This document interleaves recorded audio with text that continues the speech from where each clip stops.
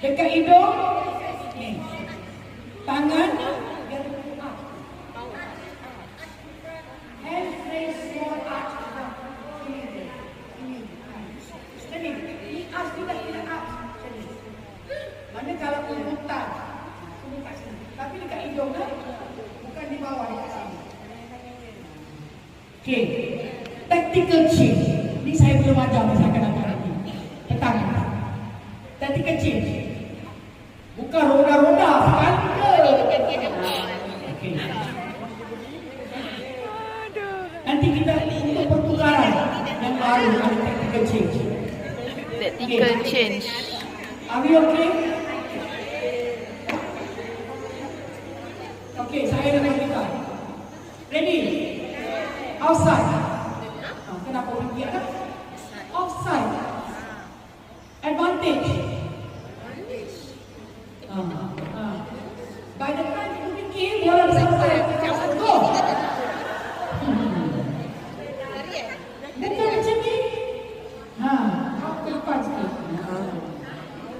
Okay, next. Possession.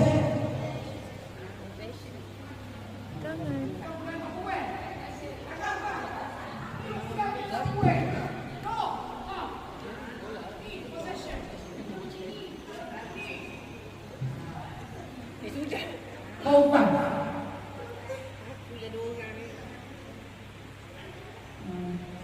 Breaking in.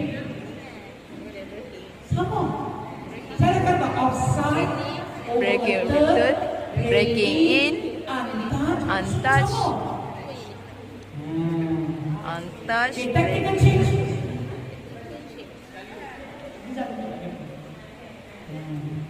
Okay. Next.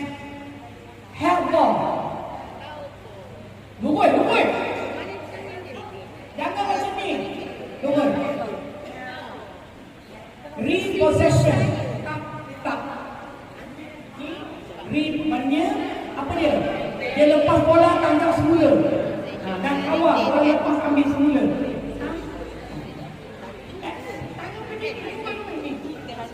Dia semula.